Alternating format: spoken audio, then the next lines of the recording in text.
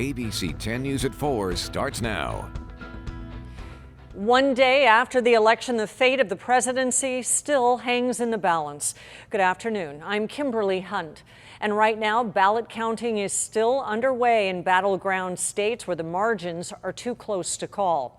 So far, neither President Donald Trump nor former Vice President Joe Biden have reached the 270 electoral vote threshold to clinch the White House.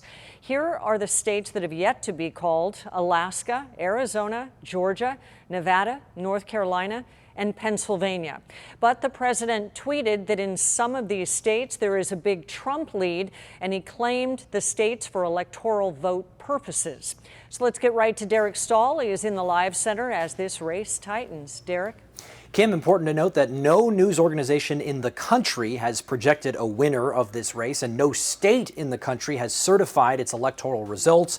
But that is not stopping President Trump from trying to claim victory here. This is what he had to say on Twitter. He says, "We have claimed for electoral vote purposes the Commonwealth of Pennsylvania, which won't allow legal observers." By the way, they do allow election observers. The question is about access. He goes on to say the state of Georgia and the state of North Carolina, each one of which has a big Trump lead. Additionally, we hereby claim the state of Michigan. Well, you can see Twitter immediately flagged this tweet as potentially misleading, and they've been adding additional context.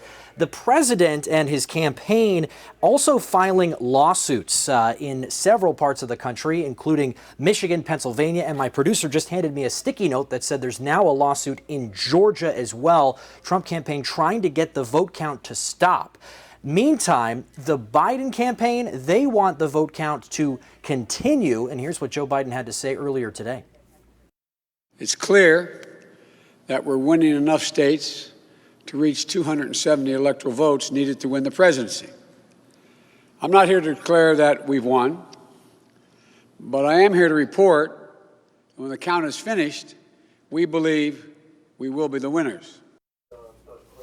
Okay, so the argument the Trump campaign making when they're trying to file these lawsuits, trying to get the vote count to stop, is that there's not enough election observers watching the process here. Let's take one more big look at the big board here. We're waiting on results from a number of key states, including Georgia. We referenced Georgia. There's about 185,000 early and mail-in ballots that they're still processing right now. You can see the margin is about 100,000 or so. And then over here in Arizona, they're expecting results at 6 p.m. tonight for a big batch of them, particularly in Maricopa County. Maricopa County is where Phoenix, Scottsdale, and Mesa are. This is the most populous county in that state. There are about 250,000 early and mail-in ballots that they're still processing, and they expect to report a big chunk of them at 6 p.m. tonight. Derek Stahl, ABC 10 News. Thank you, Derek.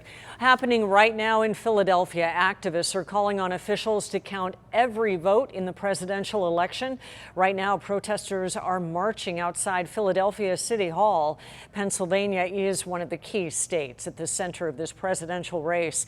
And we're seeing similar protests happening right now in Chicago and Washington, D.C. And we continue to closely follow the race for San Diego mayor.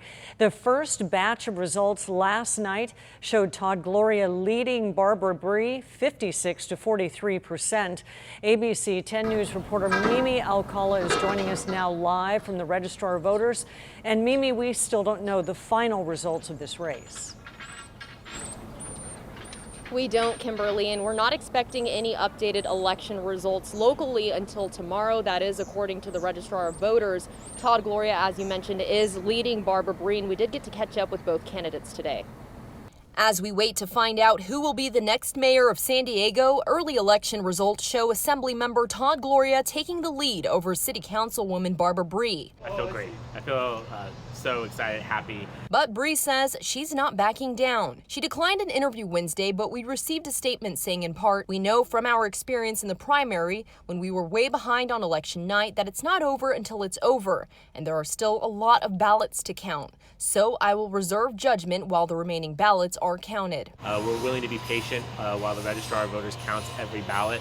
But at the end of the day, we are extremely optimistic that I'll be the next mayor of San Diego. Both Bree and Gloria are Democrats and have similar views on issues like police reform, racial equality, and climate change. Bree wants to bring more high-tech jobs to San Diego and create an economy that's not so dependent on tourism. Gloria says his top priorities include addressing our homelessness crisis, housing affordability issues, and road repairs. He spoke with us outside of his campaign headquarters Wednesday and shared what his first 60 days would look like in office if elected. We're going to find ourselves in an unprecedented time, dealing with a public health pandemic, an economic recession, a host of crises all at once. And so my first focus is going to be on assembling the best team of professionals that I can find to help me govern this city, an administration that's as diverse as the city we're seeking to lead, and to make sure that we're collaborating with the city council so that we're not at odds.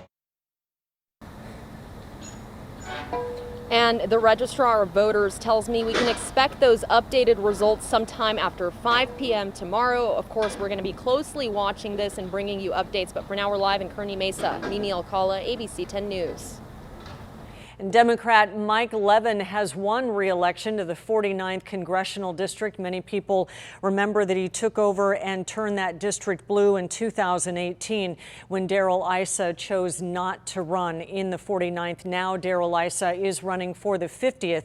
The 50th that was an open seat, left open when Duncan Hunter stepped down in February. And right now he's pulled that lead up from what it was yesterday as other numbers came in late throughout the night, and now he is about 4% above Amar Campa-Najjar, the Democratic challenger in that area, trying to turn this congressional district blue, the last remaining Republican stronghold in San Diego County on the congressional level. We will continue to follow that race.